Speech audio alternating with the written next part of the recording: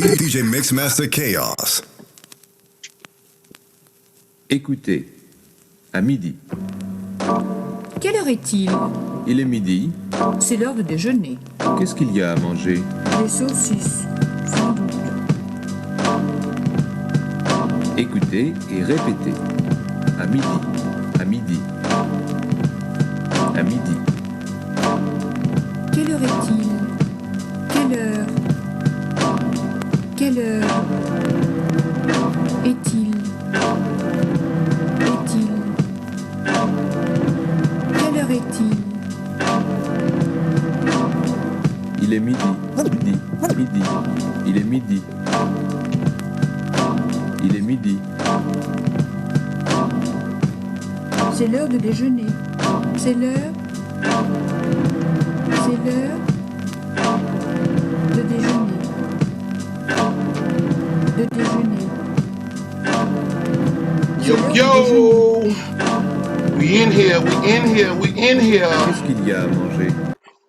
We in here, we in here. What's going on? What it do? What it do? It's your boy DJ Mixmaster Chaos on this special edition, the child support edition, goddamn.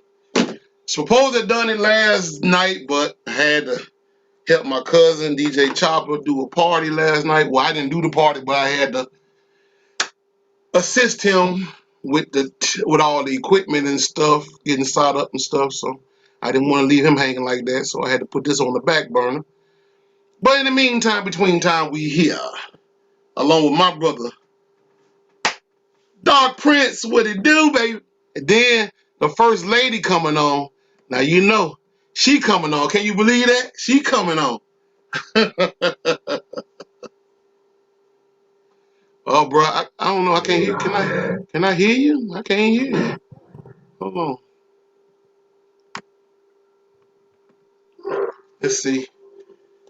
Go on, turn your mic up. Huh? Okay, yeah, I got you now. I can hear you now.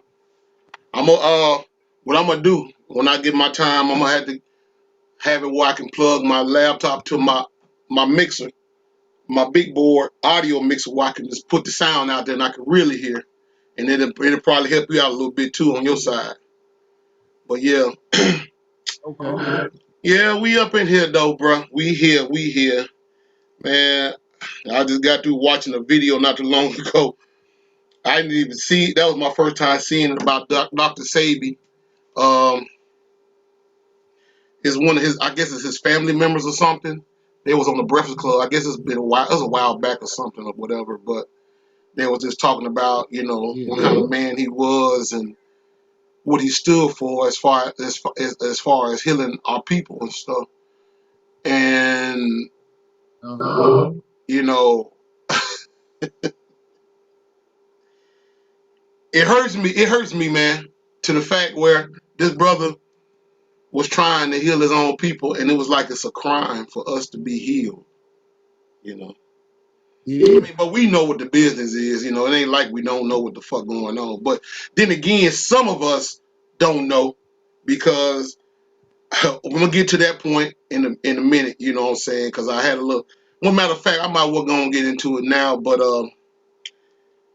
before we start the topic. But I had, I was on the phone with my son. I was on the phone with my son yesterday, and me and him was debating. Shout out to Lil Reese. And he was debating him, but we were talking about the vaccination shots and stuff. And he was saying that as soon as everything gets, I guess, together, he's gonna go and take the shot. And I told him, I said, I don't want you to take the shot. He was like, oh, come on, Dad, it's bad out here. And I'm like, bad for who? I'm like, literally, bad for who? Because, brother, that's not gonna save you. And I basically broke it down to him and told him, he's trying to tell me all these little scientific facts on things that somebody basically told him. You know what I'm saying? Which, huh? Yeah. Yeah. And he basically then, and I told him, I said, I don't give a damn Who told you what? And I really don't care how you got your information, but I do care the fact that I don't want you taking this shot. Now, anybody else, hey, be as it may. But at the end of the day, you know what I'm saying? I have my feelings about this whole situation. And, you know, people can get mad at me, get upset and say, come on, KR, man, you know, we got to take care of ourselves. Well, a vaccination shot ain't going to take care of ourselves because we come from families of families that basically taught us how to basically go in the kitchen and make up home remedies on how to heal us. We had grandma, great grandma, great great grandma, you know what I'm saying, go in the kitchen, goddamn it. No, matter of fact, she go outside out in her garden, pick up some herbs off the earth, bring it back inside, mix it together with all kind of oregano and spices and every damn thing, and told you and warm that shit up on the pot and basically said, drink this, boy, drink this, girl. And you be like, oh, this stuff nasty. Drink it. Drink all of it. When you drink it, you're gonna probably be shitting out your ass and throwing about your mouth. But I guarantee you the next day, you're fully clean, feeling like a new person all over again. No, I just think about the history that we have with supremacy. The fact that anytime the government come out for a vaccination for any race of people, whether Native American or us when we were brought over to this place, not for, it was always bad for those people. They gave, you know what I'm saying, on the trail of tears, the Native Americans, they got stories to tell you about the vaccines they had. That was also put into their blanket. They ate up on their skin. And for us, let's just go back to the Tuskegee experiment. Listen to the last part of it, experiment. Tuskegee experiment. Now they told Yeah, us, they basically telling you a lab rat, niggas. yeah, You a lab rat. Experimental. exactly. Now they tell us we in line for the polio vaccination, but they give us a syphilis shot to see exactly how does it react within the body most, you know what I'm saying, over a period of time from start to finish. Literal guinea pigs for these people, bro. So that's the thing about my people, you know what I'm saying, and it says right there in the script. My people are destroyed for a lack of knowledge because they reject knowledge. Now, when people try to be this bread of life to save your life, you need to be taking full course meal with that. But there's those just like the sower, it's gonna fall on good ground, it's gonna fall on bad ground. Some people gonna pick it up and run with it, other folks just gonna throw it to the side. I don't want to hear it. And that's a sad part because it's a love for our people. We want everybody on the train, not half of them, not a few of them. We want everybody because everybody done been through the struggle. Everybody done been through the heartache and pain. We know what it is. You know what I'm saying? So when we start reaching out to each other, the supremacy that's being embedded us through the wooden incense has continued to stop and come between us. Because the thing about it is everybody has their own parallels on how they see life. And the thing about it is a thread of truth through all of that we all have. So we're trying to get back to the basics on everything. And my thing is, you know what I'm saying, that us as a people, we have to start checking ourselves first. Because stop the person in the mirror. Mike made a song about it. You know what I'm saying? That's what he was talking about. Once you start checking on your own flaws and everybody takes account for themselves, then we become individuals become families become communities become a nation. And I think that's how we need to get back to. But know your history, bro. Do your research. Understand what we're up against. We behind enemy line, dog. Yeah. And that's the thing about it, man.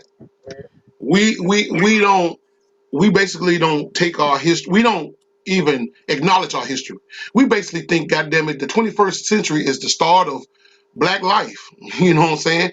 20th century, 19th century, 18th century, all the way down to before the European invasion of black people.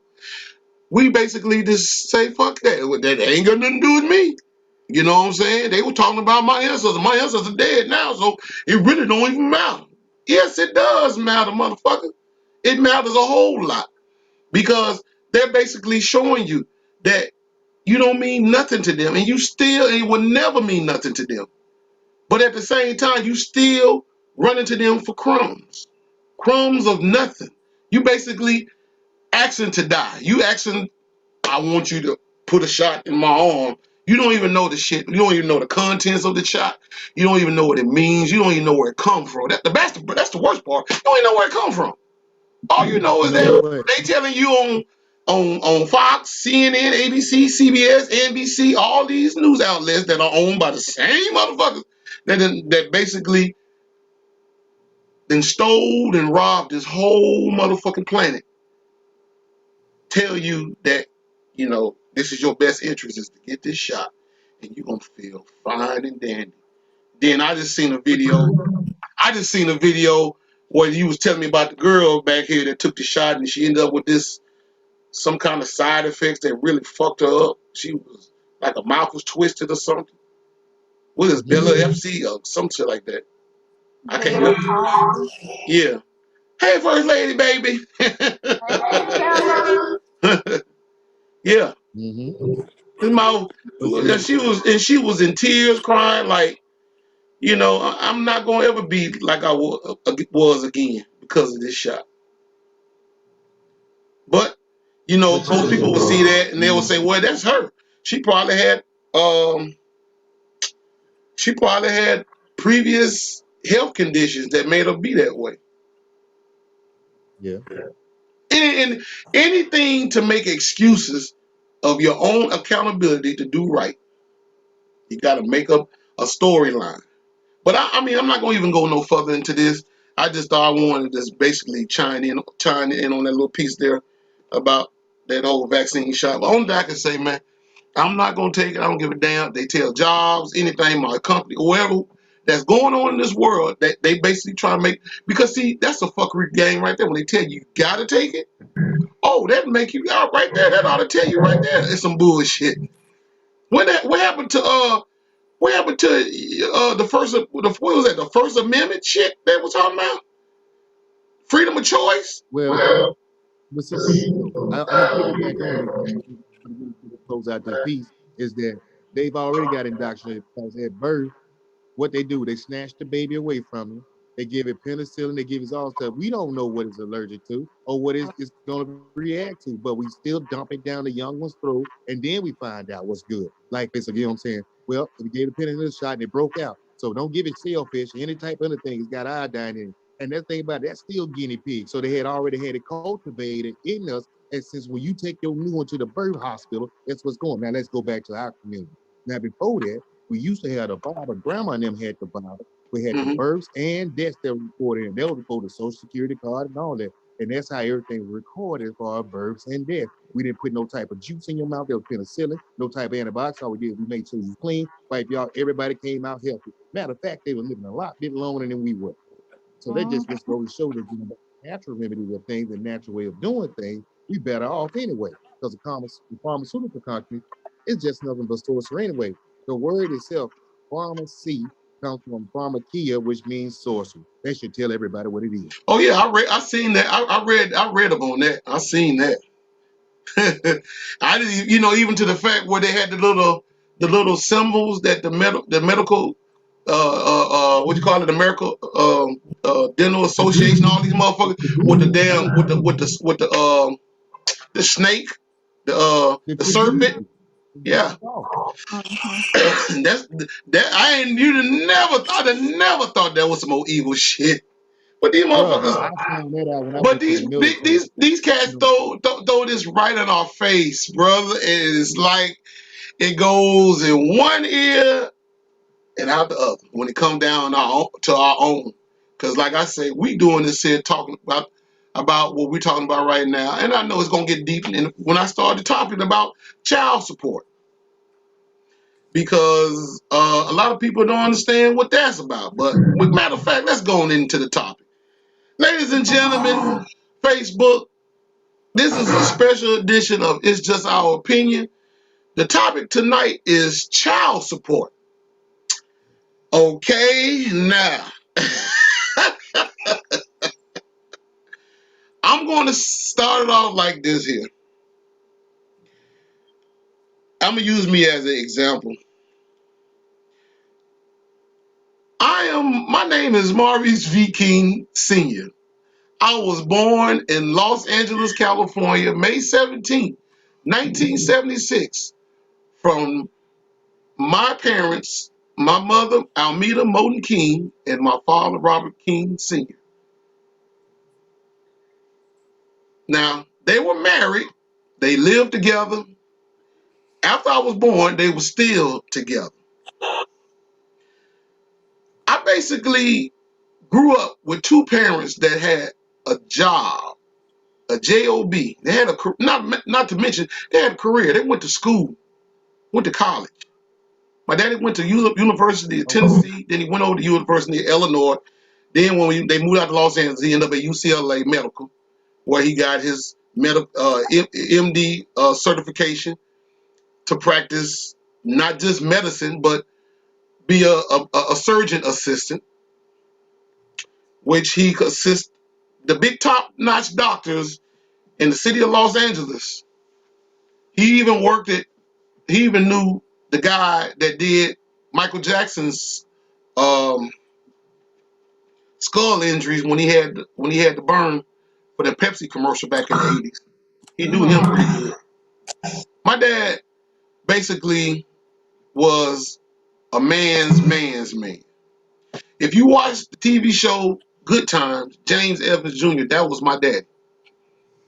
And one thing about James Evans Jr., Senior, I'm sorry. I'm talking about JJ. I ain't mean to call that fool out, but James Evans Sr.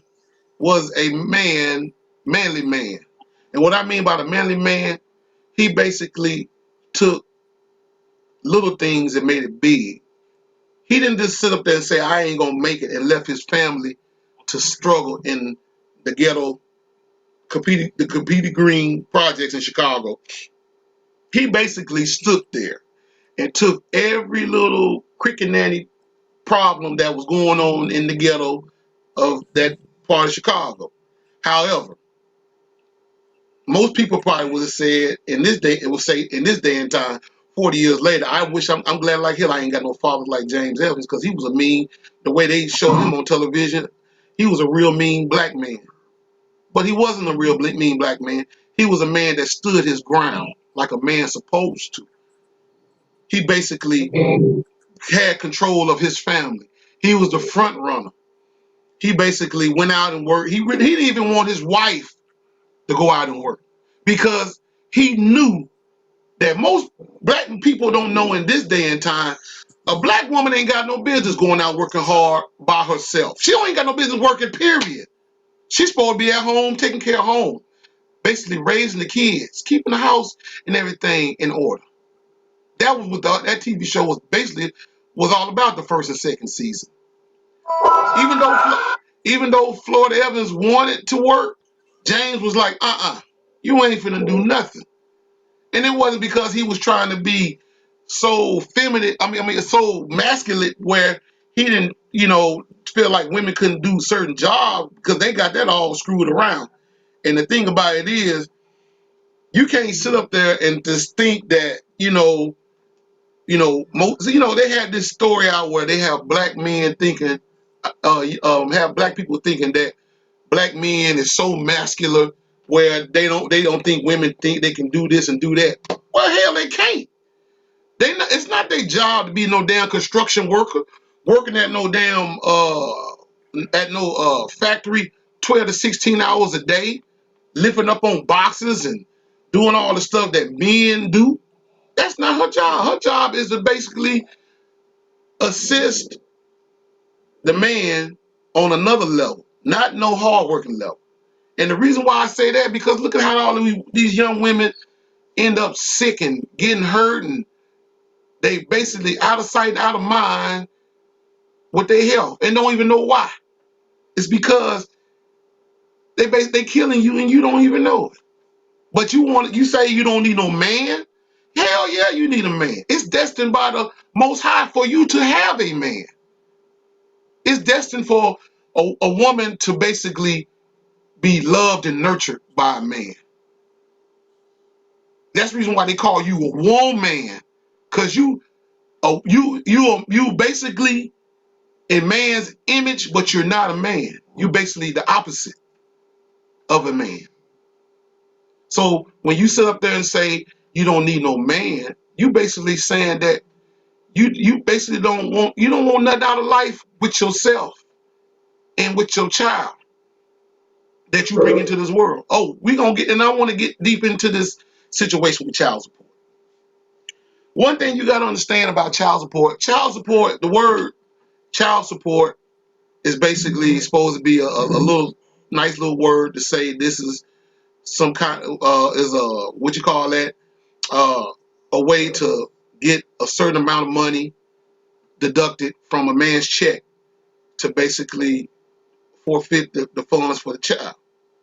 However, it shouldn't be to the point where you have to go to the system to do that. You're supposed to be able to do that if y'all together like y'all are to take care of that situation on your own. You don't need the courts. You don't need the government.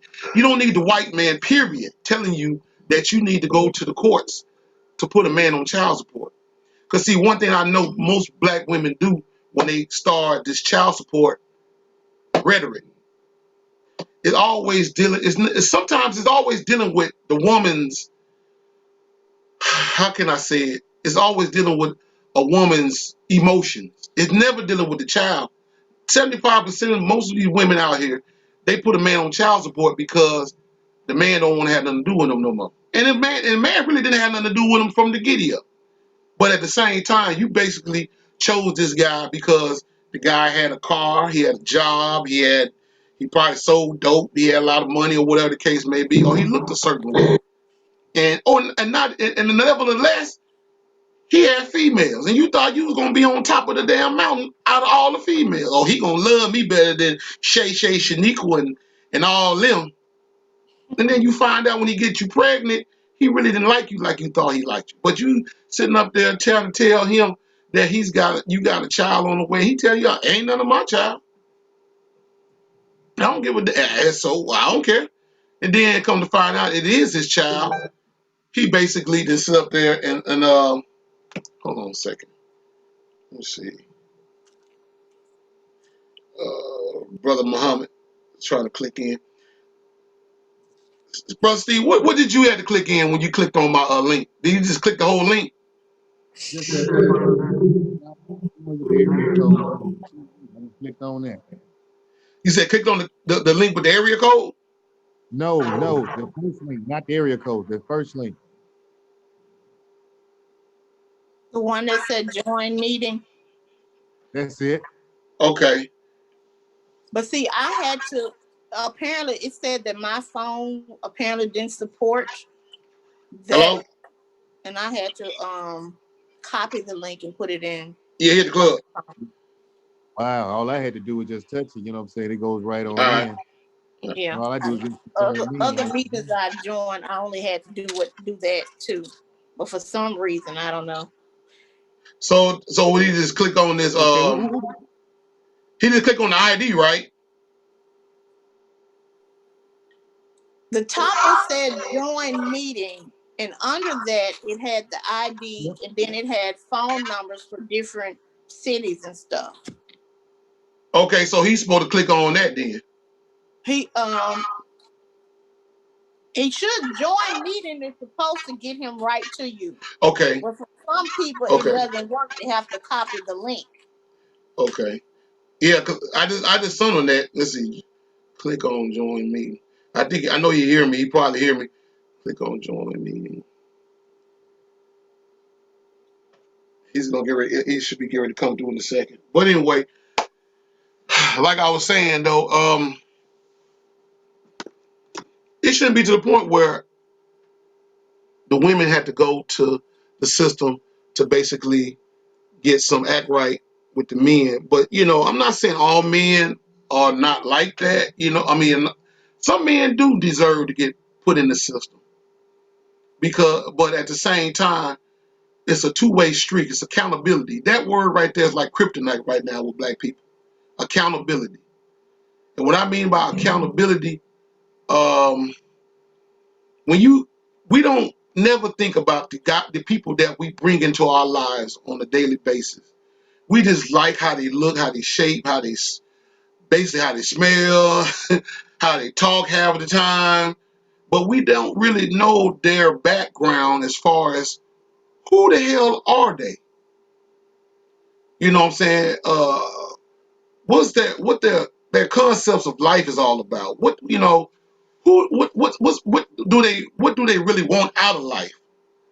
No, what we do, we just give a female a good compliment, and she run one sideways with the compliment, and then next thing you know, she lay up with this dude, no condom or nothing. She basically let him go in raw. She comes up pregnant. Then she got to explain herself to a grown ass man that she's pregnant by him, and he's telling her that's not his baby.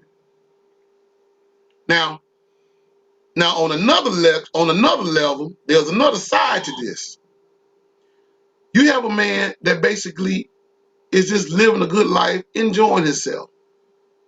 Then he meets a female that basically have low self-esteem about herself. But at the same time, she's trying to find a way to make a come up.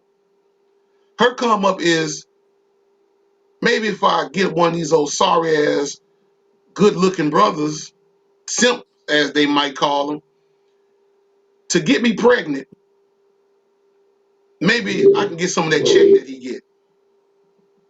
You basically, and go out here and get pregnant by a man, and that man could be a pretty good dude, you know what I'm saying? But at the same time, somebody in your ear about that dude telling you that he ain't worth a damn, you know what I'm saying? But you know this dude basically then looked out for you, he done bought you a house, car, he done did every damn thing he could ever do like a king supposed to.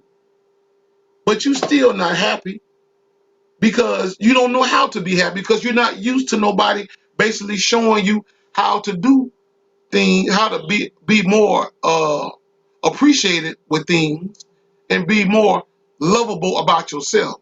And that's one of the things that basically really got a lot of these young women going to child support, because a lot of these females use their kid as a scapegoat for their come up. Not to mention, like, their child is a damn investment. Your child is not an investment. Your child is an offset of you. You should never want your child to be an investment. You should never look for your child for you to go to the system to get money. But at the same time, I understand, because most guys that you get with, but it still fall back on you, on your accountability as a woman, to basically go out and realize, who is this guy am I dating? Don't just automatically just go by what he say. You look good, you smell good, ooh, you fine, girl. I love to get with you. I love to do that. I'll buy you the world and all that shit. But he ain't showing you shit, and then you automatically get in bed with him, raw dog. Then you get pregnant. Then he vamp. Cause only person you can really blame is yourself on another level, on a certain aspect, because you knew who this guy was. You knew that, and you already seen the guy. The guy already showed you. He don't want to be bothered. He don't want to. The only time he want to be bothered is when he want to make love, have sex with you, or whatever the case may be. He basically showing you who he is. Then, not to mention, if he talk disrespectful to his mother or his father or somebody older than him, and just don't have that, he had a I don't give a damn type of complex about himself. That's a bell that should ring off in your head right there. And he ain't worth a damn. But at the same time, I know I can change him, because I can give him some of this good old cootie cat and fix him some biscuits from scratch, and I guarantee I got him then. He don't understand that, because he ain't never had that. And you can't make him understand and have that. It's the same way with a man trying to make a female understand that and have that. Because I've been in relationship with female that looked at me crazy, me cooking her breakfast. She ain't never had a man cook her breakfast. Man don't cook no woman no breakfast. That's supposed to be the woman cooking breakfast. But in the reality of it, that was just my token of appreciation that me and you together, and you here. So, but at the same time, you know what I'm saying, most people don't see that as a code of ethics, because we automatically get in our feelings. we automatically just think that we can change people to be the way we want them to be. And it don't work that way. It would never work that way. That's true. And a lot of times, I think Huh? women or men, they see the signs, Yeah. but they have that. Well, I could change them if this can be changed. When in actuality, you can't change anybody. They have to want to change. And sometimes people will say, "Oh, they weren't like that in the beginning." They Yeah. weren't like that in the beginning.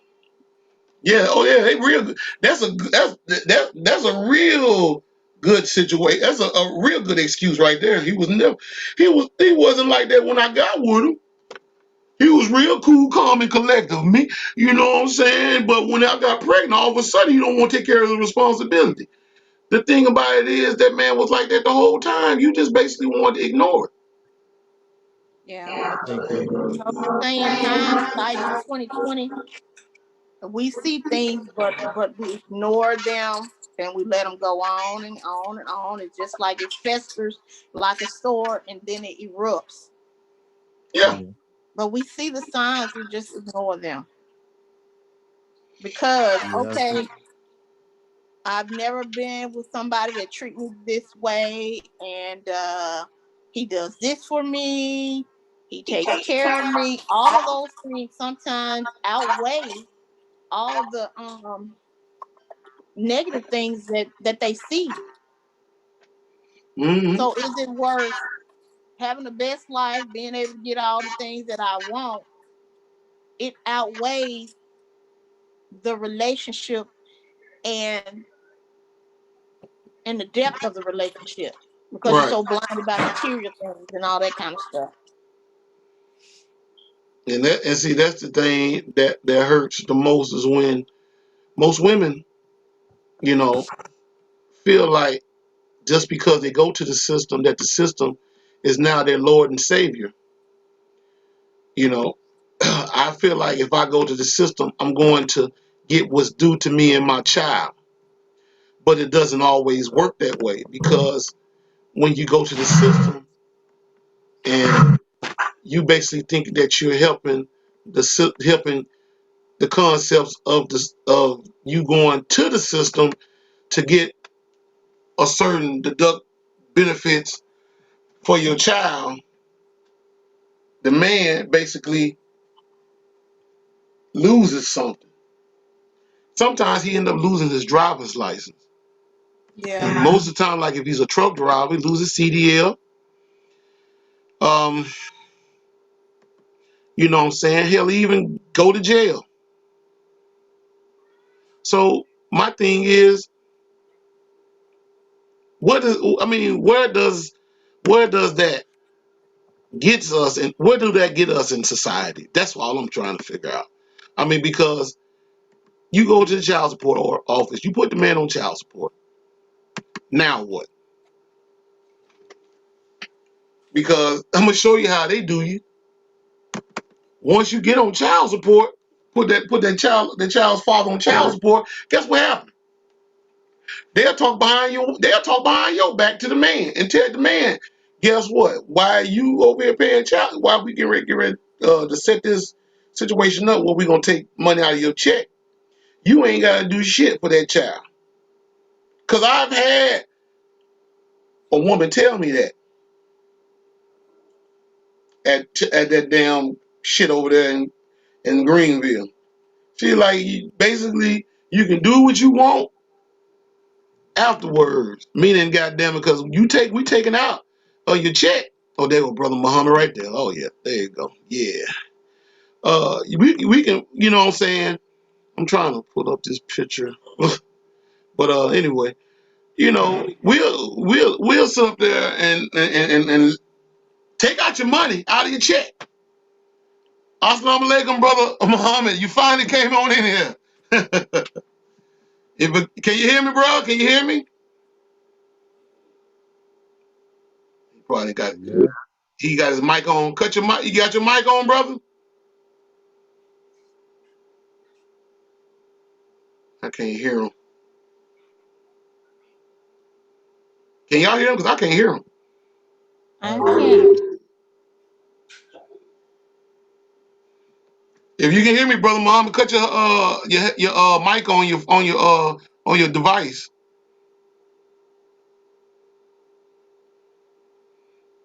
Brother Muhammad, just like me, he trying to figure all this new stuff out too.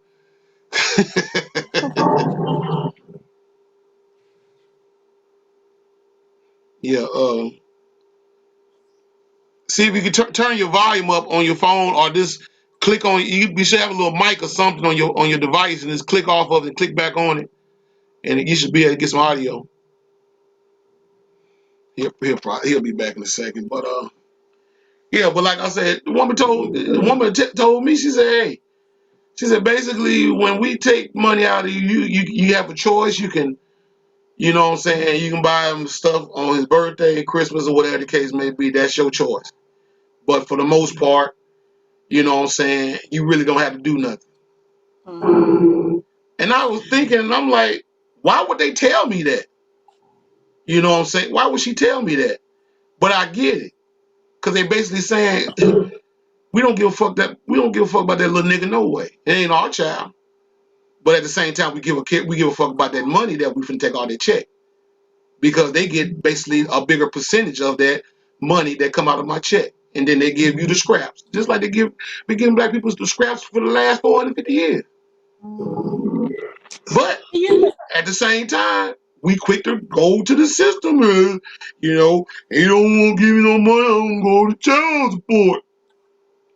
but you know, I think we have to go back to get that whole foundation of the whole thing, whereas the benefits outweigh the family structure. Take for instance, if I don't know if Brother Steve has seen Claudine. You know, the The movie benefits Claudine, bro. You ever seen that? outweigh the man being in the home. You never seen that movie, bro? No, I haven't seen it, but I already Oh, know bro. exactly It's on. You can what probably, if they didn't take, if Warner Brothers didn't take it off of YouTube, but it's on YouTube. You can watch that movie. Matter of fact, it come. I think it come with ads on it, baby. It come with ads, I think. Yeah, it comes with that. Okay, well they ain't gonna take it off then. If it come with sponsors, because sponsors pay for that shit. But you need to check that out, man. That movie there is the truth. The soundtrack is beautiful. I love the soundtrack. The soundtrack, Gladys Knight and the Pips did the soundtrack. Did majority of the songs on that okay, soundtrack. you said what's the name again? Claudine. And it Okay, I'm gonna stars definitely check James it out, Earl but Jones and Diane Carroll. And basically, the premise of the movie is a single black mother struggling with like 5 children, and she meets James Earl Jones, who is like a sanitation worker. okay. Um, but she was on welfare. So you know, back then, welfare. You know, the man couldn't live in the home, the man couldn't buy you anything. So she was receiving benefits. So they had to sneak around, and he bought her things. And every time the social worker comes, she had to hide these things. So in order to keep her benefits. So they go on, and the lady finally catches him there, and she's like, "You got to get married." And he was like, "Why I got to get married? You know, I'm doing all this stuff for her. Why are you punishing her?" Uh, and so basically, end up getting married, and you know things. But the whole premise of that is the welfare system was designed to keep the man out the house, to just basically demolish the family structure, which they Exactly. continue today. I even remember growing up, you know, back in the day, and it still could go on where a man was in the house, but he still was paying child support because the woman was getting the benefits with his Mm-hmm. own children. Well, see, you touched on a key word that when you first opened your statement and you said we have to go back. Yeah. Now let's go back. Let's go back to slavery. Let's go back to the Willie Lynch letter. Let's go back to the meaning of that letter to provide and conquer. Mm-hmm. And if we implement this, it'll be on autopilot throughout their peoples and races. But he was going for at least 1,000 years. And so far, we've been at 300. So I have to say that it's an effective system so far. And it's such a touchy system to talk about because the thing about it, they have taught us to be at each other. They have taught us to tear at each other's, prosperity. They have taught us to tear each other's self-esteem. And the thing about it, this is a mental change we still have not seen yet that weighs on everybody's mind. It has not been broken yet. This is why we have this very conversation right now. Because people don't understand. We have to research our history. Come find out why did we do the things we do? That's what history is all about, understanding it. Why do we do the things we do? Where did it come from? And What's the boy, tradition behind it? I got whew, So come on with it, bro. So when we get into the system and talk about divide and conquer, that's a system of white supremacy that's just playing out in each of our homes. And we have to put our thumb on it saying that's what it is. It's not each other. It's the problem. Because here's the thing. With your earlier statement that you was coming in with, you know what I'm saying, roles as far as in the home, I agree and I disagree. Because we both come from a standpoint of slavery where we both watched each other suffer and things taken from each other. So Right. we're now at a point where if you recognize that, you know what I'm saying, you know what, you have the ability and you have the foresight and the focus to go ahead and challenge, say, I want to go ahead and take on this challenge and do it, you should push each other to do it. Because here's the thing, they didn't lock up slaves, they locked up carpenters, they locked up mathematics, they locked up geologists, they locked up doctors, lawyers. These were the elite of this society. So the thing about it, we still have these minds. So if we have the people in our lives that want to do these things, we should push them. Because guess what? That's the field that we can go to our own people when we need them help. Just like doctors, just like lawyers. We need our people in these positions. So we got people that want to go outside the norm. I say let's go for it because we used to run the planet, not just the block. Yeah, that's true. That's true. But you know, like we was talking about the movie Claudine. That movie came out, I want to say in like 1974 or something like that. But let me tell you something. When they brought that movie out, that movie had a lot of messages in it because we considered that Diane Carroll's character was a single mother who was raising a bunch of kids in an apartment that she was living in. She was destined to know that she needed a man to fulfill her fantasy as a woman, and not to mention help her with those kids, because those kids was out of control to a certain extent, you know. And it got to the point where she had sense enough to know that she needed a man. You know, I mean, that movie basically came out maybe like 5 or 6 years after the civil rights situation going on in the 60s. You know what I'm saying? We had all this stuff going on. And see, and since we talking about the 60s was the epicenter of what was going on with our people. Because you had things going on like the Nation of Islam, SNCC Corps, the Freedom Riders, Deacons of Defense. You had all these different black organizations and groups going on to where we was all trying to mingle in and try to show that we are human beings just like everybody else, and that we can do just as better.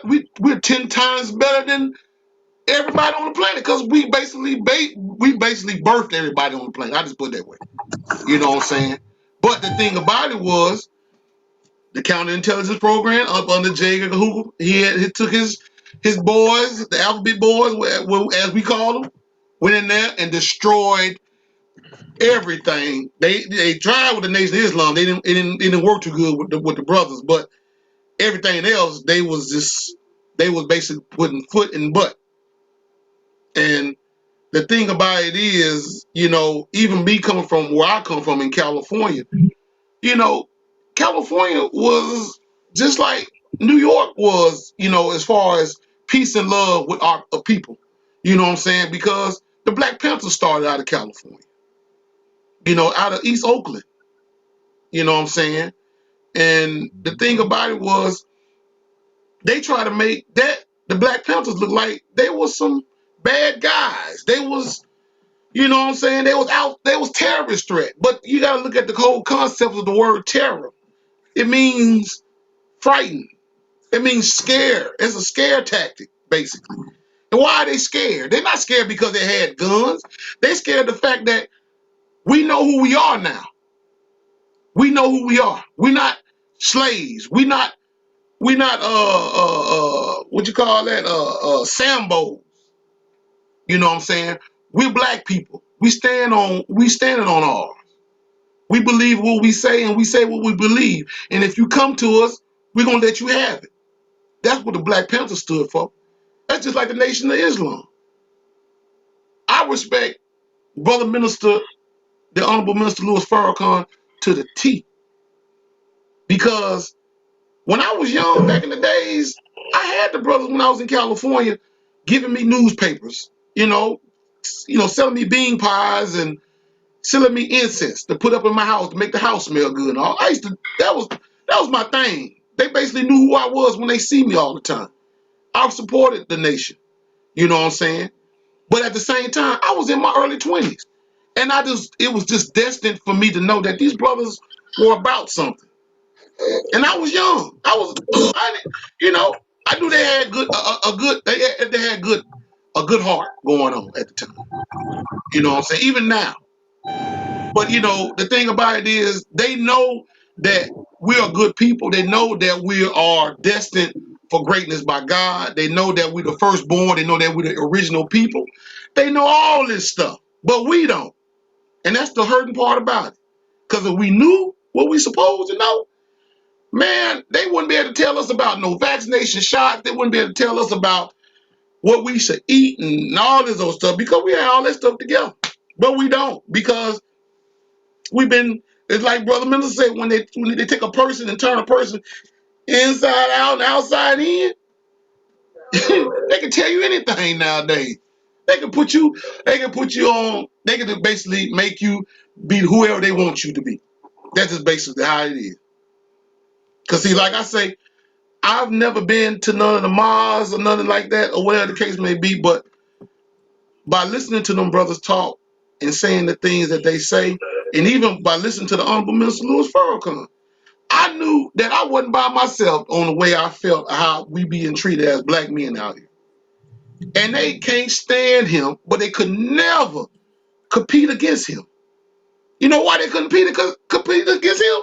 Because he had the information right there in their face. Where they was like, how the hell did he get that?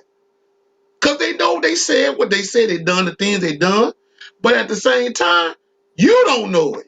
Only thing you know is what they tell you. Yeah, they got the news stations, NBC, CBS, ABC, Fox, all that. And they know that people are quick, especially our people, we're not going to pick up no book. We're going to turn the television on because the television if it's on television, it's got to be the truth. Got to be the truth. You know what I'm saying? Because everybody's saying it, but they don't realize. A lot of these people that be on these news stations, they are actors. They're actors. They went to the same acting school as actors went to. That's why I was telling you that time, brother. I said, I've seen a lot of the news media reporters on different movies and stuff back in the days. And I'm like, how is that? They not just acting on it because of television. They on there because they actors for real. They real actors. They went to acting school. They're like all the celebrities that you see on television. They know how to play. They know how to get on television and look you straight in the camera and say, today, Louis Farrakhan has said yada yada yada, and he's an anti-Semite. In the back of your mind, you're gonna be like, these folks they got to be the truth. It got to be the truth. But it ain't the truth. Because you don't even know this brother. That's just like me. A lot of people don't know me. They automatically think I don't know what the hell I'm talking about because I'm a truck driver. I'm a DJ. But at the same time, I got sense enough to pick up a book every now and again and read up on certain things that I know they won't talk about on television. That's how real this thing is. And I also know that the child support system is a divide and conquer tool to make black people stay the hell away from each other and try to unify themselves as human beings like they used to back in the days. They did this for a reason. It wasn't because men wasn't taking care of their kids. It was because they knew that they had all these homes, these black homes, all messed up and destroyed. And when you have a messed up home, basically, hey, you can, like I said, you can basically program a man to be a black man, a black woman to be whatever you want them to be. That's the reason why. I mean, it took me a while. I don't eat pork no more. Even though it was kind of hard, but I mean, after seeing what the pig put out, I was like, oh man, I gotta get away from that. Because I'm basically destroying myself. It wasn't because Brother Minister was telling you that, you know what I'm saying, that he's trying to basically tell you how to eat. He basically trying to tell you how to live through your eating. That's the reason why the Honorable Elijah Muhammad made that book, How to Eat to Live. Because what you put in your body is basically what's going to basically keep you going on a daily life form throughout life. Plain and simple as that. I mean, because you see the brothers, they be standing up upright. They be looking clean. They be ready. I mean, they ain't got no weapons, and you know that, and I respect that. They don't need no weapons because they know how to talk to. They know how to talk and tell a brother, hey, I mean, because like I say, I'm from California, and one thing about the Crips and Bloods out there, if they don't give no respect to nobody, they give respect to the Nation of Islam. That's for real. Brother Mama, you want to chime in on something? Can you hear me? Can you? Yeah. Okay, there he is. There he is. Okay, bro. Go ahead and say Hey, something. can Yeah, you we hear can hear me? you good now, bro. We can hear you. Oh, okay. All right. Hold on for a second. Pardon me right now, but I'm not in a good area.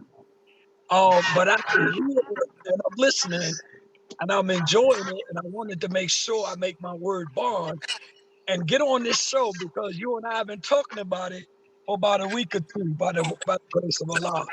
And it is a dynamite topic that you got going on, brother. And a lot of times, man, truth put a lot of fear in us. But Oh yeah, most definitely. there's a couple things that was said. The one brother mentioned Willie Lynch, and that was such a beautiful point because someone else mentioned the divide and conquer factor. Mhm. And this system is such how do you say this child support thing is such a mastermind divine plan and structure, you see. And so I can speak to this, and I told you, brother, I would, because I know from firsthand experience, huh? I had to survive that for 18 years by the grace of Allah. And I could have took the ladder, like you were saying, brother, and just got up and left my children to fend with a single parent. And I was a younger fella at the time. But by the grace of Allah, because the family background that I came from, which was a Christian background, Right. Mhm. rooted and planted in us love for self, love for God, family, and nation. And so I dealt with that, but it taught me a lot about child support and the divide and conquer factor. Because when you look at the Willie Lynch story, when it talks about the Black woman and how she is used, and that's been going on over 300 years. Mm. Over 300 years, they have took our woman and used her. And if you look at the Willie Lynch story and read it, that portion of it, it'll really speak to the reality of what's happening in the mindset of 85% of Black women in America. And I say 85% being just, because there's there's a percent of our women that understand the divide and conquer factor. They Mhm. understand what's going on. I think it was the sister that mentioned, if I'm not mistaken, that the father, no, it was you. The father was in the house paying child support while she was still in the system. So he's in the house, Mhm. but he's still paying. See? Mhm. And the brother that spoke just a few minutes ago, he actually spoke to a plan that I'm putting together. It started in my heart almost 10 years ago. Wow. Wow. Almost 10 years ago. We as Black men, We can't make no more excuses, man. No, we can't. We We're can't. at a point now where we can do the math. We spend over $1 trillion a year in corporate America. I don't mean to preach, but I gotta No, tell brother, go ahead, brother. Please put it you, down. Please put it down. we spend over I'm loving it. Go ahead, bro. in corporate America waste, right? And so if we invest in ourselves and put the right people in positions of decision making in the judicial system, the courts of America. The one thing that Exactly. Caucasians don't like, and when you get pulled over by the average police officer, this will bear me witness. When you start speaking with knowledge and intellect, they lack that kind of knowledge. They don't know how to respond to it. No, So if you, no matter what state you're in America, there's laws. So when we put the right people in position to say, okay, we're going to change these laws and make it feasible for both parties, that both parties can benefit, including the children. No man should get away with walking away from the children. However, no woman should get away with pushing him away for that benefit. that's right. All day. There it is. There's a balance. There's a balance to it. I've been through it. I know what I'm talking about. And to this day, it made me the soldier that I am, a fighter of freedom, justice, and equality. And Equality. I wasn't with the Nation of Islam at that point in time. I wasn't with the Nation of Islam per se as I am today. But these subjects I love. But as Allah is my witness, I don't do too many of these Zooms.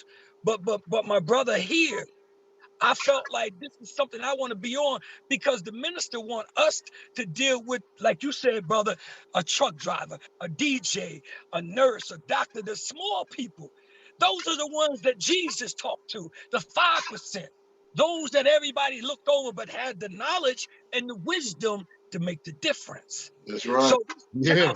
system is a mastermind plan structured by the Willie Lynch syndrome. And so our people got sucked up in it, and 85% of our women are using it to their advantage. All day long.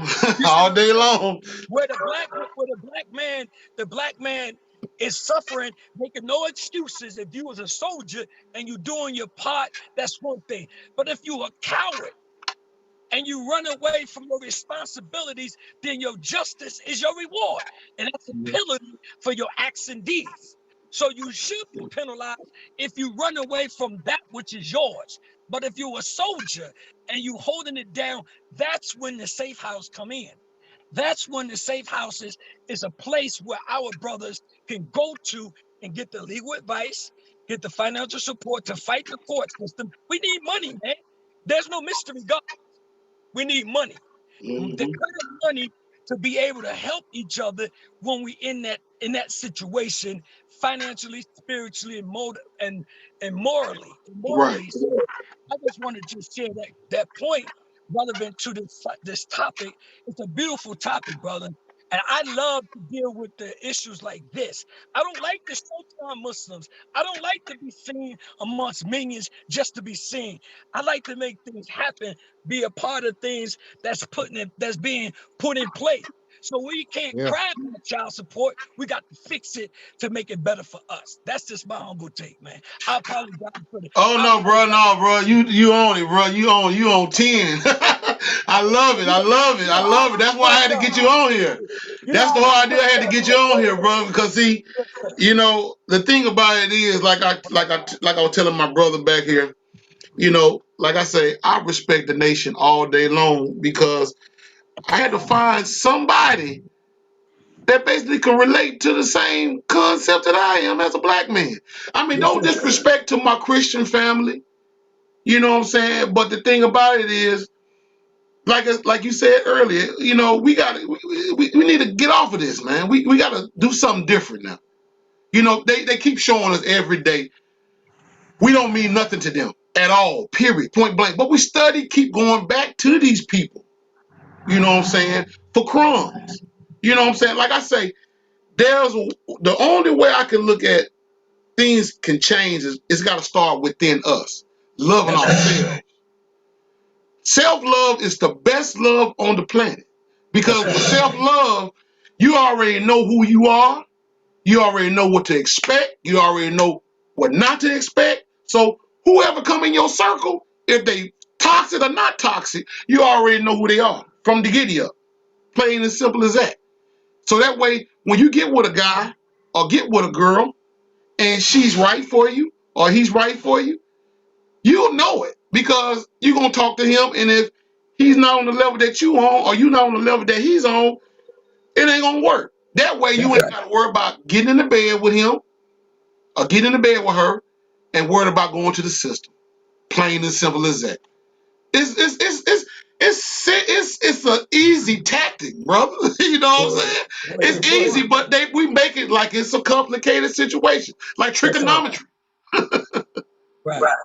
You know, but it's a Mhm. easy tactic because one thing about it, like I said earlier, I've done it, and I'm sure we all have done it as black men. We see a beautiful woman because I love my beautiful black women. God knows I love them. They're the best creation God could ever made besides the earth.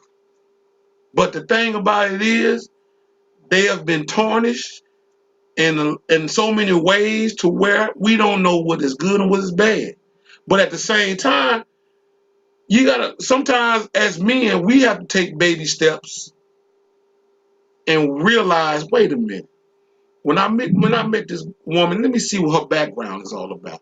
Let me see why she's feeling the way she's feeling, why she's always so edgy. Because I've met a female, a friend of mine, female, me and her never went together or anything, but I used to always wonder why she had so much anger up in her. And come to find out, the reason why she had anger was because she said men would basically take advantage of her because of how she looked, how fine she was. And she would go along with it. She would think that the guy is everything and she fall for it. And then 9 times out of 10, she came up pregnant by this guy and the guy didn't want to have nothing to do with her. So she basically tried to make all the men, all black men on the planet, her footstool of problems, you know? And I told her, I said, well, one thing about it, you know, you can't look at everybody to be the same because everybody didn't come out the same household. I said another thing. I said one thing I know about young black women anyway. They very materialized on a lot of things, and that is so scary right now because they think that but it's not our fault. It's society's fault. It's Mr. Charlie, as I call. I don't say the white man. I say Mr. Charlie. It's his fault because he put on television that if you don't have this, you don't have that, you missing out. So most black women see that and they like, well, I think I better go get my Brazilian hair and my Michael Kors purse and all this nice yada lottie da. You know But what, brother? yeah, Not to, pardon me. no, I no, didn't go mean ahead, to, bro. but you said, I think, it goes back to the same thing we talking about earlier. You know what I'm saying? It's a slave mentality that's been drained into us, and some of us are capitalizing on it, suffering behind. Um, I was saying earlier, we got to put our tab as a thumbnail on white supremacy of about it. Hmm. If we always see it that way as a violent country, then we won't be looking at each other anyway. Right. That's my 2 cents. Oh yeah, yeah, no, most definitely. I mean, what I'm saying is just that you said it earlier too, bro. We need to take a stroll back on our history on how things were back in the days. Plain and simple as that. Because it's right there in our face. It's right there in our face on how things were. Because like I said, it was, I had a picture. I don't even know what I done with that picture. But it was a picture it was a double picture where it had at the top the family of 1960, and it was a man and it was a woman and her kids. Then at the bottom page, it had the woman and her kids.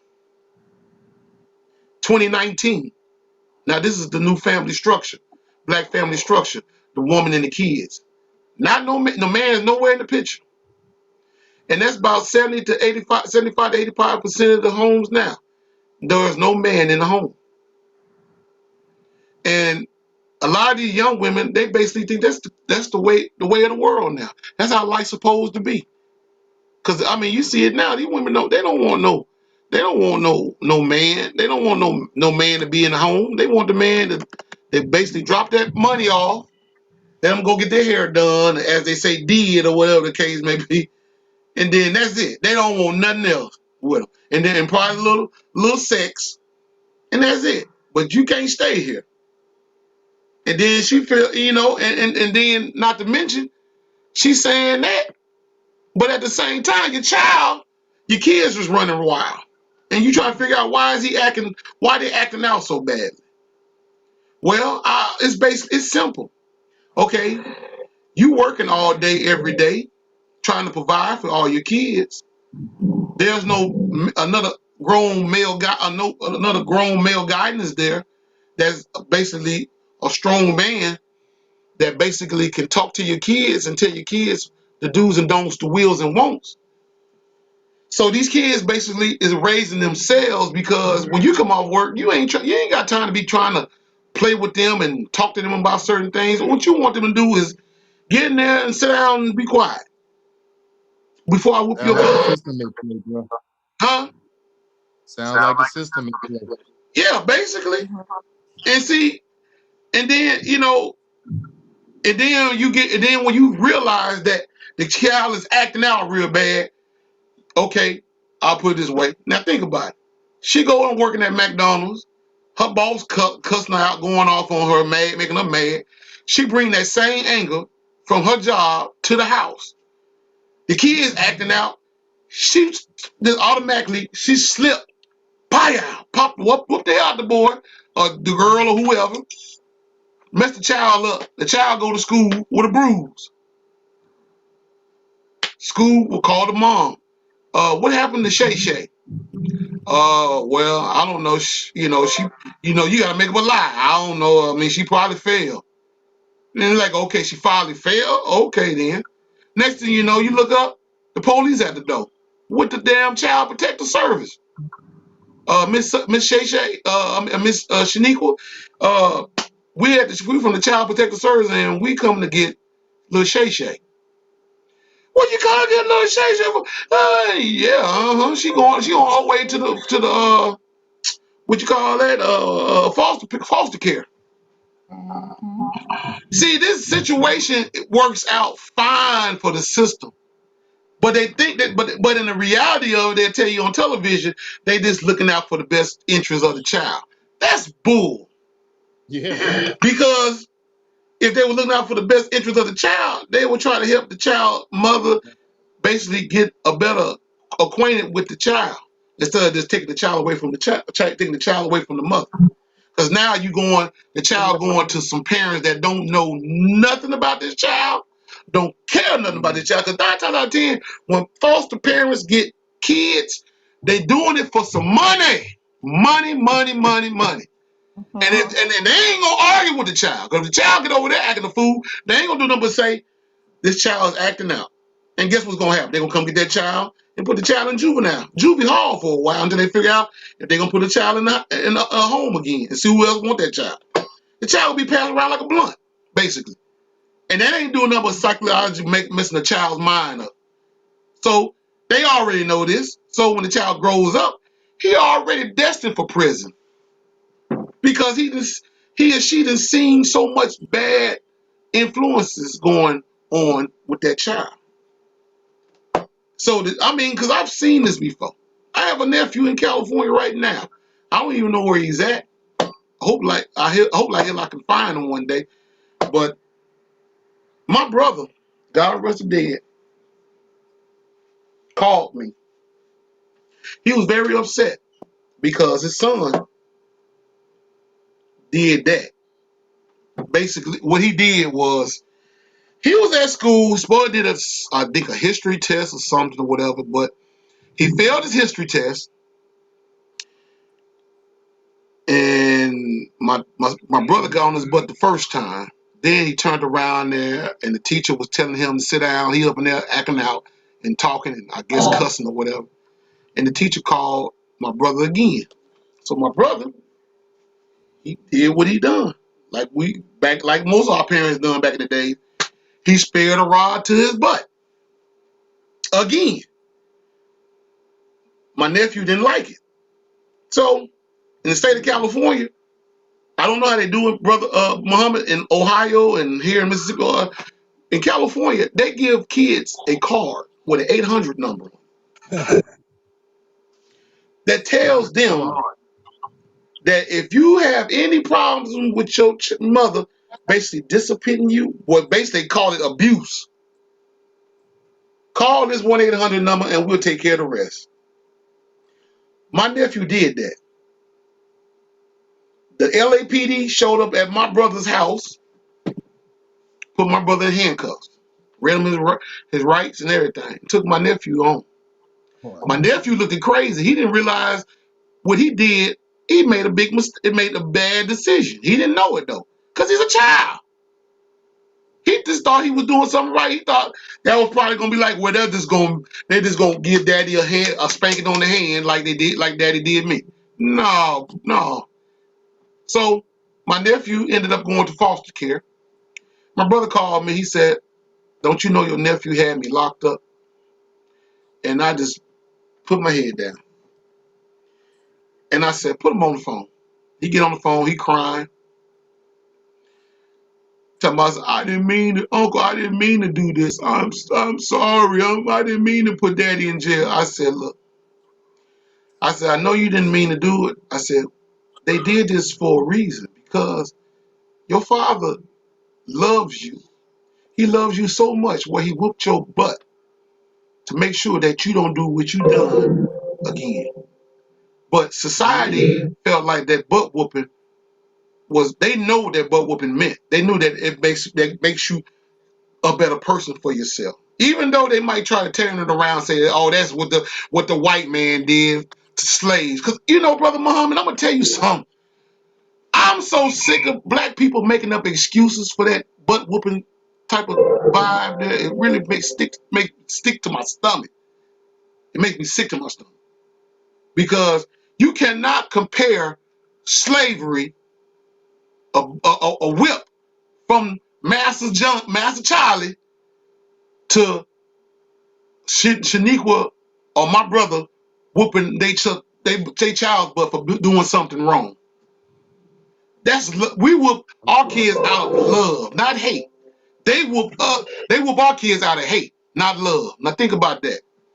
You see, the whole concept is, okay, if I whoop my child's butt, he knows not to do it again. But if I don't whoop my child's butt, he gonna keep on doing it. And then they got to the point now where they got the parents scared to whoop their kids. Yes. That's part of the whole agenda. Don't Take whoop. the power from the home, take power from the man. Yeah. Tell them, don't you dare touch your child. Yeah. You know what I'm saying? You can talk to them, talk it out. And you can't talk to no man. I mean, I've seen kids sit up there and you be like, don't touch that. They'll sit there, but you put that rod on them, they go, I'm not gonna do it no more. They know not to do it no more. Yes. But I'm gonna show you how this thing worked though. Okay? Now they're telling you not to whoop your child's butt. Now you let your child grow up to just basically do whatever he wants or she wants, all the way to a teenager. Now guess what? Get out here in real society, get pulled over by the cops. Cops say, where your young kids coming from? You don't tell, ain't none of your damn business where I'll come from. Excuse me? Hey, come here for a minute. Get and now somebody got a cell phone camera. They didn't catch the whole damn story. They got the cell phone camera. Look what them cops doing to them women. Look what them cops doing to them young men. Now Fox News, all these people, all in the mix of this. Police is brutalizing kids, brutalizing black kids. Not to say that I'm taking up for the police, but we have an accountability on our side of the tracks too. Because if these kids know how not, if these kids learn how to respect themselves and elders, you can see a whole better lifestyle going on here. But at the same time, Mr. Charlie don't want you to respect your elders because he makes money off of you being stupid. They make money, they make millions and billions of dollars off your ignorance by you not knowing how to respect yourself and your elders. And they know You this. brought up a good point right there. You know, I was seeing I was checking out this documentary on YouTube. Uh-huh. Talking about they was building jails based off third grade behavior. Mm-hmm. So in that, the thing about it is when it goes with the script saying that you should discipline your child, it's about not only, you know what I'm saying, for them to learn obedience, but they're productive to society at large. Now, when you don't do that, it feeds into their prison system because they're wild and they're going to wild out so they can get locked out at an early age. And now they're locked into the system. And they got their plan for all of them. That's my point on it.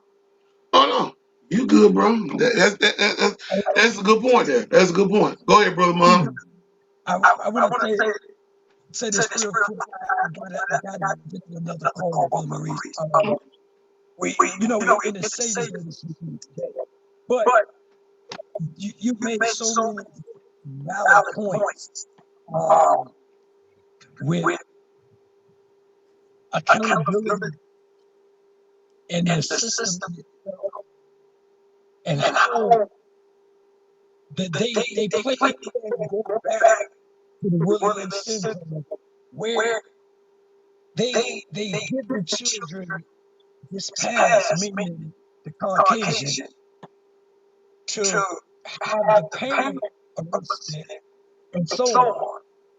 But just like you said, when these same children get out in the streets and become aggressive with law enforcement or anybody, they pay a price for it.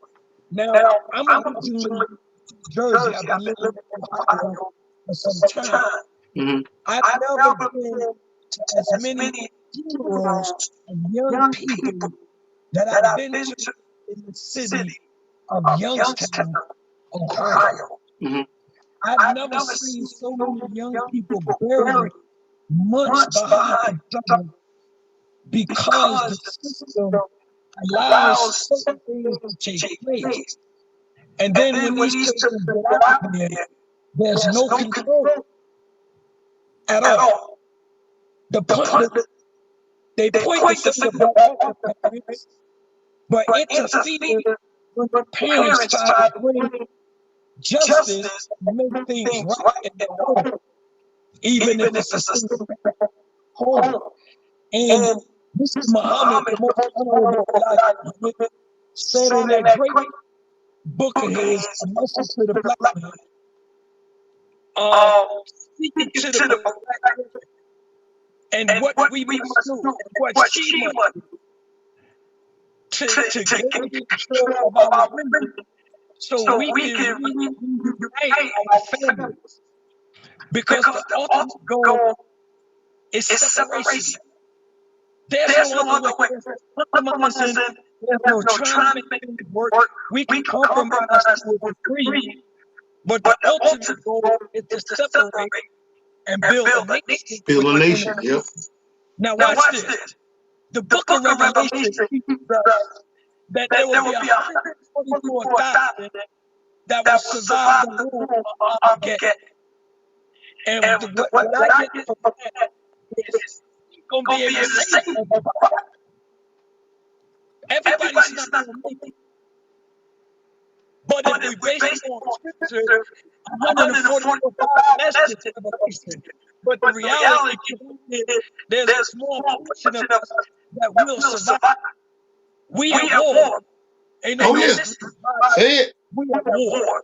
And the biggest problem with black people that I see, I'm not, you know, I'm not Go a ahead, preacher. bro. Go ahead, bro. I'm listening. I'm loving this. Come on ahead. I'm not a minister, not a deacon. I'm just a minister. But what I see, self-hatred is killing us. Mhm. You go to your job, you go to work tomorrow, and you can work with people that won't talk to you because you black. Yep. They would rather distance themselves from you. They don't want to create an atmosphere where they show a sense of unity between the few black people there. The self-hatred is what is killing us right now, man. Look at social media. All over social media. We beat the hell out of each other just to get likes, just to be heard, just to be seen. We do these things, but what I'm interested in is solutions. We have to create solutions to these problems, and we got to do it fast. Because Yep. I got children, I got my first grandchildren. I Right. don't know if anyone else would like grandchildren or not, but what's going to happen when we go? Will we see them say their argument the same for the next 2-3 generations? Or will we do something now to make an effective and close the gap so that we can at least die off knowing that we have done something before we left to assist our future generation that is up and coming. See? And so Right. that's just man. I'm enjoying it. I can stay on this call. I gotta get to the call. I really do appreciate this, man. Brother Maurice. Man, brother, I appreciate you, man. For real, for I real. I love knew you you. were gonna drop Jews. Man. Keep doing what you're doing. Oh, all day. Keep We. doing I can't. I have no other choice. I mean, that's in me. It's just in me, brother. It's just in me. And I appreciate you, man, stopping by. You know what I'm saying? For real, for real. I'm enjoying it. Yeah, believe me, man. I sure appreciate you, bro. I thank everybody on the call, man. Lord, continue to bless you and your families. All right, Yo, walaikum salam, bro. yes, sir. Thank you, sir.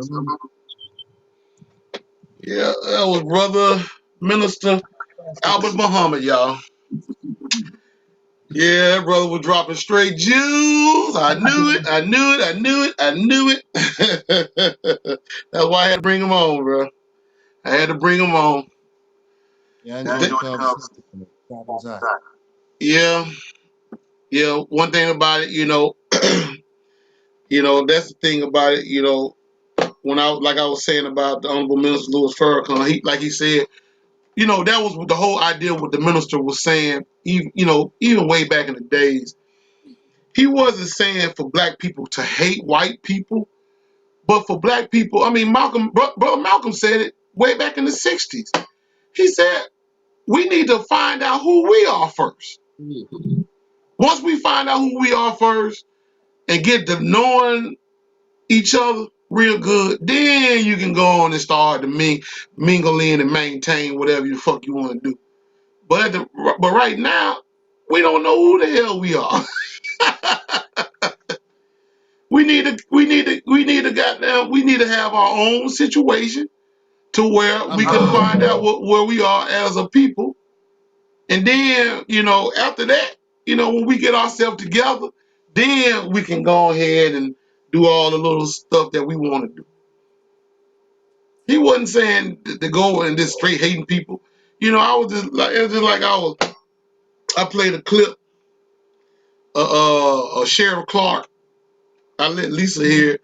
Sheriff Clark basically said that said that Brother Minister had authorized 10,000 black men to go after 10,000 white people and kill them.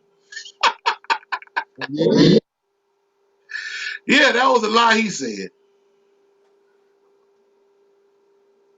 But the way I look at it, I think that brother was reading off a cue card. They usually do nowadays. It's all scripted. Yeah, scripted. Because the way he was talking, he was stuttering. Because in a way, I can feel that the notion that he really didn't want to talk about. He really didn't want to go after the minister. You see a lot of these coon cats that run around here. They have feelings, but at the same time, they feel like that if they get a little check, that's gonna make them be more superior than their own kind, and that's gonna make them live even longer and longer lives or whatever. But that don't. I mean, that ain't worth a damn being a coon. Well, they think it is because it's a short-term upper for them. Yeah, pretty much. But I guess we can go ahead and shut it on down. I wanted to I was gonna talk about a little bit else about the child support situation, and I wanted to talk about the religion factor of the child support situation. Yeah, it is. You don't mind to? Yeah. Well, I mean, black people basically on one concept of the Christianity faith, they don't realize, I mean, like I said, you know, I'm not anti-religious. It's just that I know that a lot of things that most black people feel like they think they know, they really don't understand and don't know. You know, I Well, mean, because I got a picture time for to put up. I don't know, it might ruffle a couple of feathers around the way, but hey, it is what it is. But you know, I feel like that we worship outside of ourselves for the other side, and that's another thing that's really messing us up as a people. And I'm finna show you what I'm talking about as soon as I can pull up this picture, if it let me. I know this is probably gonna make folks look like this dude here crazy, but I don't care because they gotta see it. Because I want to talk about this fella. We have to talk about this fella, and I'm sure that I think you know who I'm talking about. Do you think you know what I'm talking about, brother Prince Dark Prince? Do you think you know what I'm talking about? not yet. Well, let's see. I think I got him. Yeah, there he is. You see him? Not yet.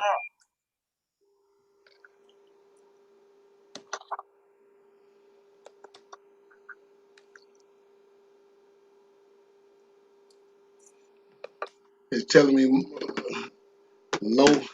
Let's see. Hopefully, it'll probably pop up. I don't know because I might be my resolutions probably run a little slow.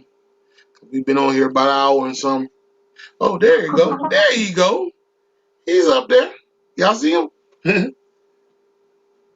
Yeah, Caesar Oh, Borgia. Yeah, OJC. Well, that's what they said, JC. Here's I what got call me him. going with that right I call him Kenny G. He just ain't got his horn, his flute, or whatever the fuck he play. now. Is Popeye the sixth son, which his Huh? name was Borgia? You know what I'm saying? Now Old that's Caesar. Old that's an Caesar. Italian name, but the Jesus Christ is Greek and Latin. So my thing is, how can you be three things? People ain't taking time out, you know what I'm saying, this question one, you know what I'm saying? You got to do your research. That's what we talked about earlier. Do your research. Well, remember his picture was up on the episode of Good Times. You remember? And you remember Florida Evans? And then JJ put the black Jesus up there, and Florida was like, "Take that. That's Woody the Wino. That wasn't no damn Jesus, and Jesus wasn't no black man. And he was this man right here. That's the only man she said. That's the only Jesus she know. When she woke up in the morning, she didn't know who. What that shit she say? I don't know who I seen first. Was this man here or my parents? That's the only person she knew. Was that man right there? I'm sure that wasn't the episode because I mean, Mike dropped the jewel. Well, yeah. He basically said, and the thing about it is that was a real juicy episode Of course it was.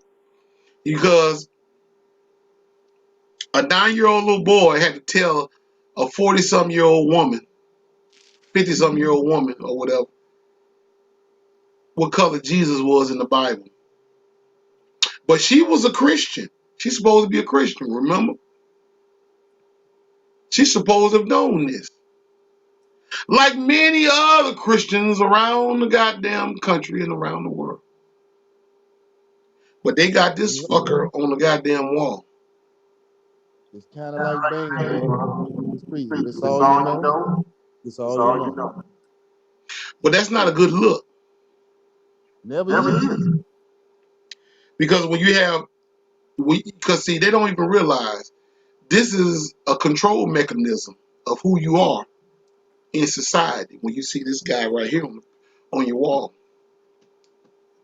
I had a picture. I don't know. I threw that motherfucker in the garbage. Right after Monty passed, God rest his dead. She had a picture of him in the house. I threw it in the garbage. Only reason why it was up on the wall because it was a respect for her. She's gone now. So I told her there was no need for that picture around here. Me and Dale threw that bitch in the garbage. Because I know what that picture really represents. It represents the totally opposite of who we are. And that's a depower system right here. This picture. Because he's nothing of us and we are nothing of him. He could never be us and we could never be him. Everybody else know who they are except us. They repainted for Mashiach. Because the thing about it is, when you pray and close your eyes, you equivalent to people of the planet that's the same color as God. So when the white people came around, and you know what I'm saying, you equate them to, well, they God children too, because they're the same color as God is. That's the same thing to divide and conquer racism made us finds. And they are only penetrated the rest of the hemisphere better. So with us not reading and understanding, and then denying the knowledge when we do understand what it is at that time frame, then you get in trouble because of ignorance. Yeah. But what if I tell you this is a weaponized tool for the black community? This picture. I'm saying you're right. Because if you look at him, he's a Caucasian man. Look at him. Look at his face. His face is pale, white. He's got blonde hair, like most of the women like to wear out here. They love their blonde hair. They love that blonde hair. Let's not forget the fact that he's gay. Oh, don't say that. Now, see, you're going too far, brother, as they might say. Too bad I had to read the entire book, not just stop on a couple pages. Well, if just we want to talk about that, well, you said he was gay. Okay. Well, yeah, they got right there. Well, I'm finna go a little further then, since since you brought the gay part up. Let's talk a little bit more about this gay situation and what does child support has to do with that. Well, let's go a little deeper, shall we? Yeah, let's go a little deeper. I'll let that picture load up. Let's go a little deeper. Because Child's the whole concept of the gay community, LGBT, all that shit. You know, I mean, you do what you do. I don't have to support it. I don't have to respect it because all I do is just stay the fuck away from around it. And that's the way I get down with that situation. And ain't because I'm homophobic. Yeah, well, if that's what you want to say, yeah, okay, I can be home. Yeah, pretty much, okay. I ain't gonna go no further than that because I can say something about shit. Yep, but I'm gonna be nice. I'm gonna be nice because see, I know I said it last time. I used to say it at least. I used to say it at least all the time on that homophobic shit. But this is a picture I want to show before I say this. Before I talk about that. Let's see, where is it at? There it is. Let's see if I can pull it up now. Yeah, this is such a beautiful picture. Come on with it, man. Now, this is a picture right here. How it's supposed to be. You got the man, the woman, and the child, That's a and the beautiful kids. picture. Huh? That's a beautiful picture. Yes. And the little dog. Beautiful. That's a family. I can respect that. That's how it's supposed to be. That's how the Most High wanted it to be. Exactly. But the powers that be don't like this picture. Why you don't like this picture? Because you have two sides of the coin in this picture that basically raising these kids together. They don't like that.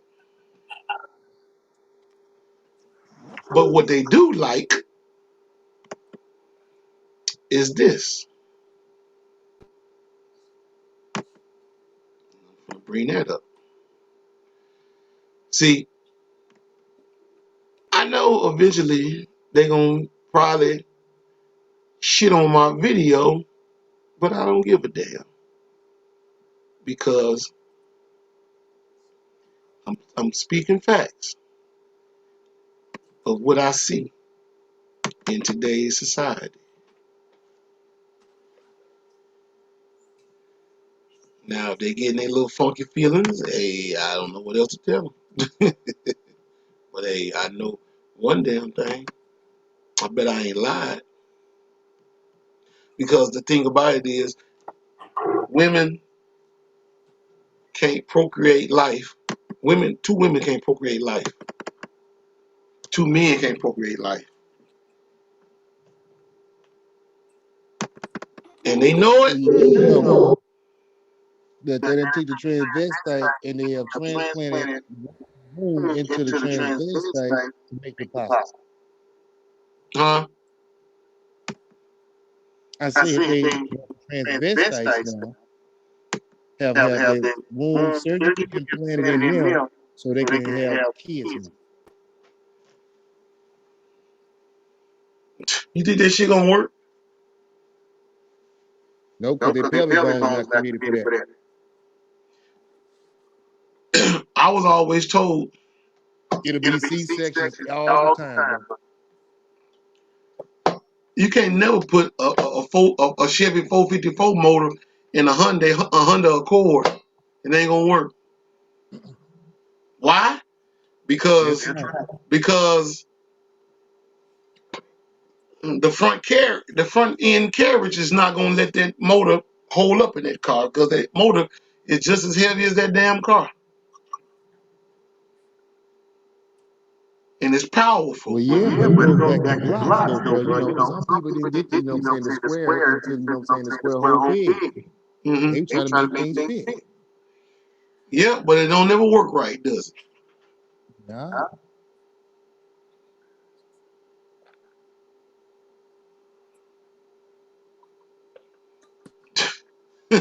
But this is what they want.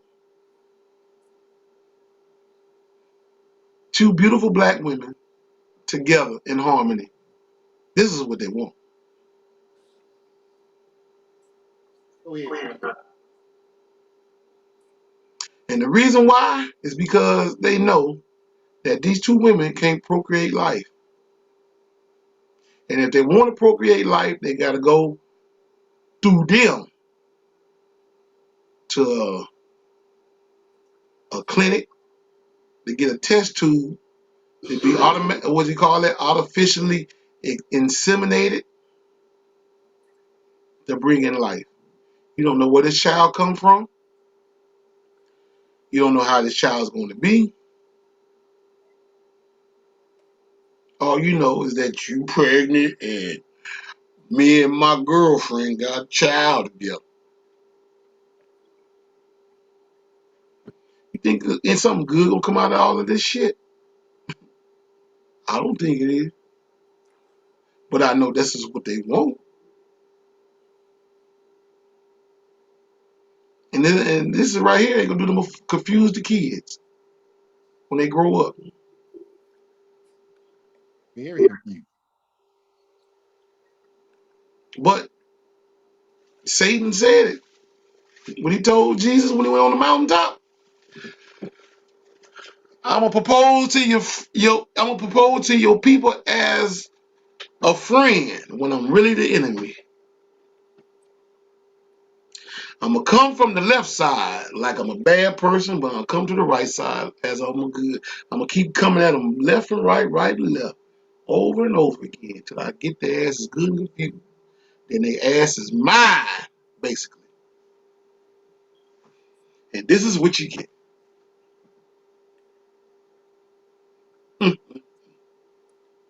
I would show you this other picture, but that's enough right there for me. But anyway, bro, you want to touch it on anything, man? Before I go, we can go ahead and wrap it up. No, my brother said everything. Said it all. Yeah, cause bro, that was a good one. It was a good show, bro. It was a real good show.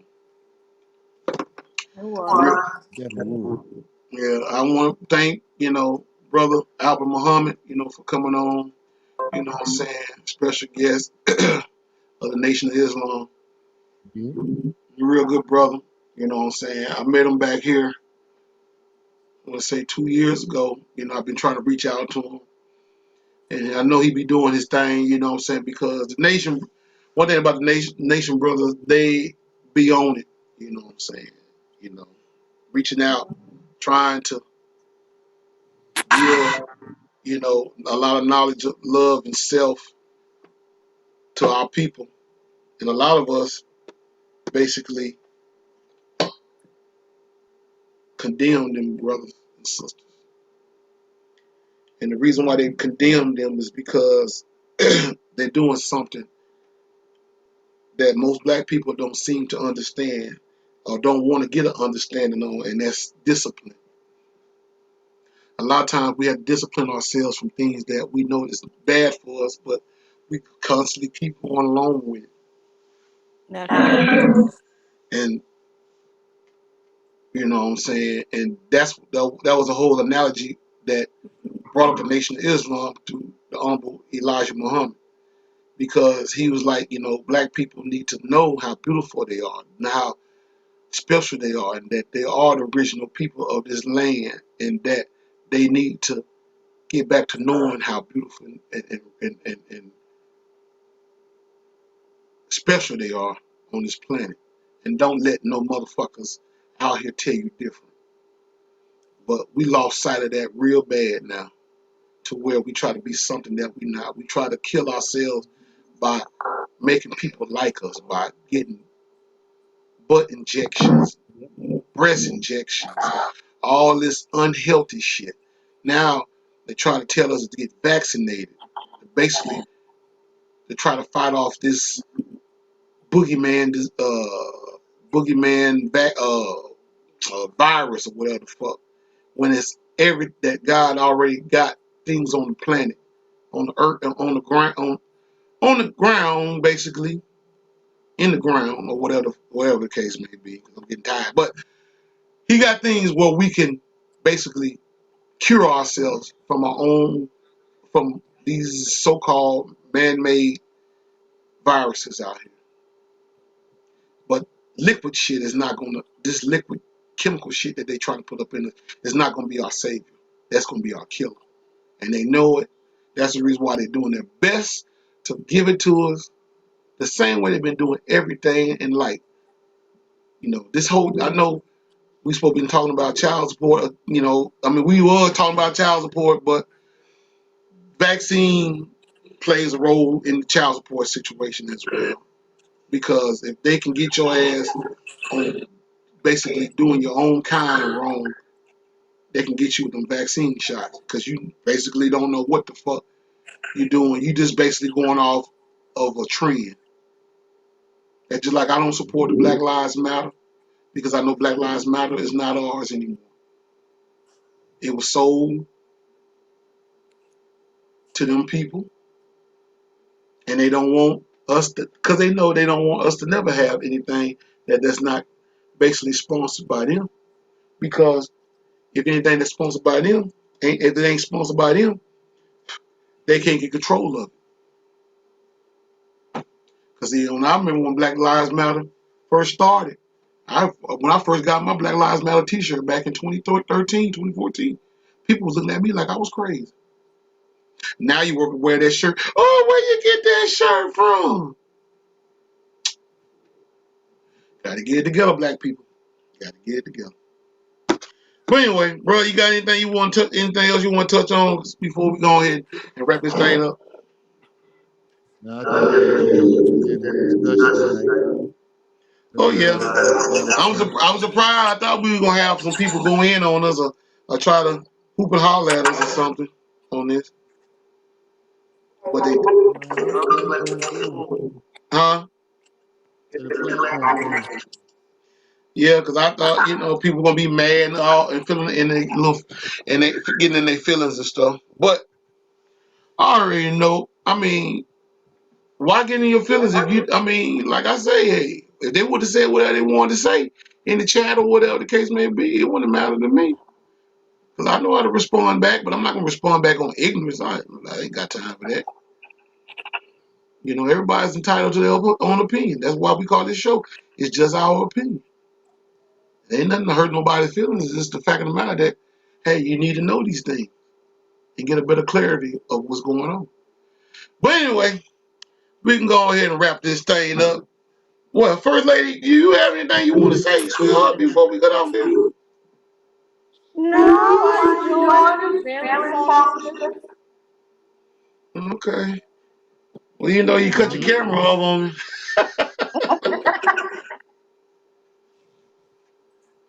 Well, like I said, I enjoyed it too. Yeah, I tell you, it's a long show though. Almost 2 hours. Yeah. Yeah, I'm finna go ahead and get up off of here. I guess my boy DJ Too Much gonna go on Twitch in a minute. I'm gonna go in and check him out. And going back over here and I guess fix me something to eat. And just chill Yeah, I out. think I'm gonna do too much on too, but I gotta get a little bit more study in at the end. Okay. All right. Well, and since y'all ain't got nothing to say, we can go ahead and end this old podcast and tell people, hey, it's just our opinion. Don't feel bad. Don't get mad. Just do the research yourself, and I guarantee you'll thank me later when you find out what's really going on out this thing. Well, peeps, I'll holler at y'all later, y'all. And Shalom. First Lady, I will holler at you in a minute. Later, peoples.